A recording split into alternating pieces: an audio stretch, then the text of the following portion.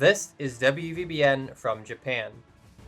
The week began with a daring strike by the Japanese Naval Air Force against the occupied island of Guam, aimed at destroying key targets utilized by the Morgana Jorogumo. Japan had assembled for the first time the entirety of their fleet carriers, dubbed the Kido Butai, for this strike into enemy territory. On the eve of the attack, every man and woman in the fleet carried out their own preparations, whether they be spiritual or temporal. On board Akagi, the Kami herself gave her aircraft her final blessings before takeoff. The atmosphere left no room for joviality as she launched them with deadly seriousness. This plan would see not only the first combat of Japan's newest fighter, the Mitsubishi A6M Type 0, but the first attempt to launch heavier bombers from the flight decks of aircraft carriers, specifically the G6M and G4M bombers. Additionally, land-based support launched a flight of the older G3M bombers, all to coordinate a single deadly strike. When the time came, a coded message was broadcast throughout the fleet. The flag flies over Tsushima Strait. With grace and precision, all carriers launched their strike wings, ready to rain destruction over the Morgana. The launch was successful and the planes made their way to the island. The attack was met with fierce resistance. Anti-aircraft fire and enemy fighters made to intercept the bombers. Some got lost along the way and returned to Japan without dropping their payloads. Many G3Ms were downed over the water. Without safe havens on the islands lost to Jorogumo, many were unable to touch down safely. The newer bombers fared somewhat better, and for each of their losses downed many times over the enemy fighters. The shining stars of the attack were the new Zero fighters, each of whom made ace in a day at a minimum, while losing only a single aircraft. It will likely be many weeks or months before additional bombers can be built to replace losses. The resultant damage saw almost every Morgana carrier destroyed or cannibalized by the Morgana. Many other ships, defensive positions, and supply caches were destroyed on the island.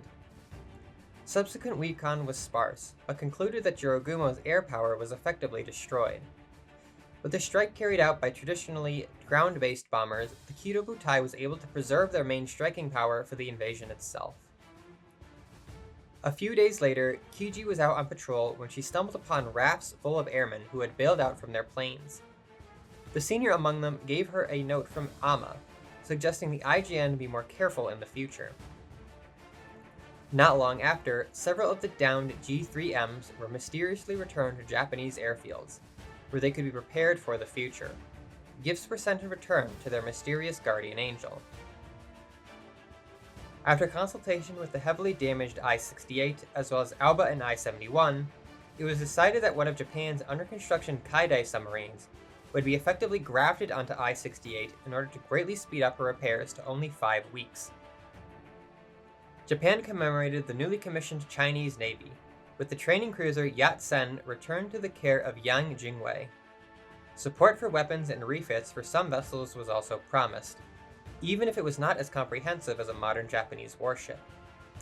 Unfortunately, the young officer in charge of the transport of Yat-sen rushed her into port, and the ship suffered light damage that will need additional time to be repaired. He was reprimanded by being assigned to assist the creation of a Chinese naval academy under the watchful eye of his former instructor. The second to last round of ENAR talks saw a debate between support ships and floatplane carriers. Ultimately, the need for additional support ships won out, with many high-speed oilers, supply ships, and coastal defense ships scheduled for construction. While new floatplane ships would be built, their number would be reduced. Other ships would include follow-ups to the repair ship Akashi and other miscellaneous support vessels.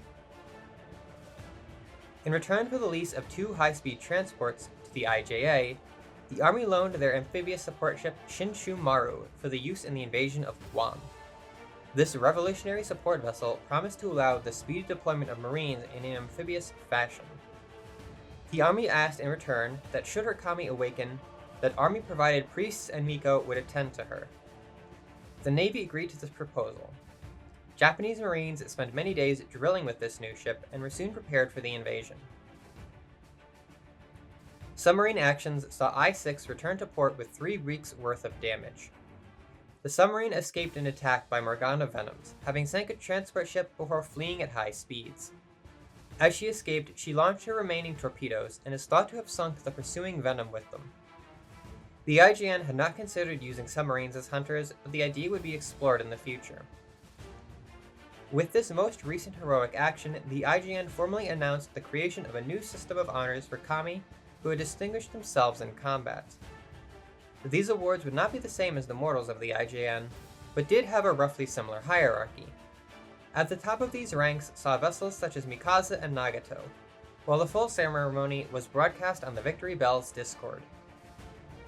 Mikasa did not see much progress in her awakening this week, but the head priest has sought funding for a special ceremony to commemorate the Battle of Tsushima.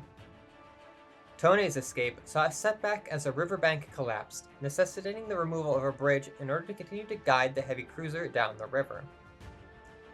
In China, Japanese forces scored another victory over Chinese forces when the enemy's 6th Cavalry Corps was routed and destroyed, with many prisoners taken in the Sui'an province. Additional Chinese forces were granted a reprieve when the Japanese opted to stabilize their lines rather than pursue further attacks. Instead of blanket attacks on the Chinese, the Japanese were concentrating on efforts specifically to defeat the Chinese Communist forces, who had been plaguing the northern parts of China, with many pockets of resistance crushed. Japanese and allied Chinese elements under the name Nanjing Army continued to destroy communist camps. Unknown horsemen were also seen in the area doing much the same. Evidence of communist collusion with Morgana forces was paraded to Western news, while Nanjing and the IJA officials announced plans to fortify the coast against Morgana attacks. This would also prevent sea access by nationalist forces.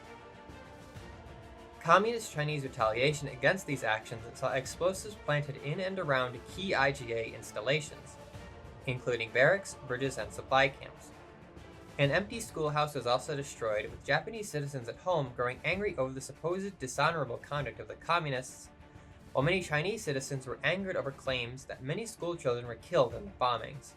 The above has led to an increase in recruitment to the Nanjing Army. In Narvik, Japanese forces continue to get along well with their American and Italian counterparts as they fortify the town. They began to teach songs to their fellow soldiers, and even Soviet troops joined them until their commissars reprimanded them back to their barracks. Luxuries were traded and good feelings were had all around. This has been WVBN from Japan.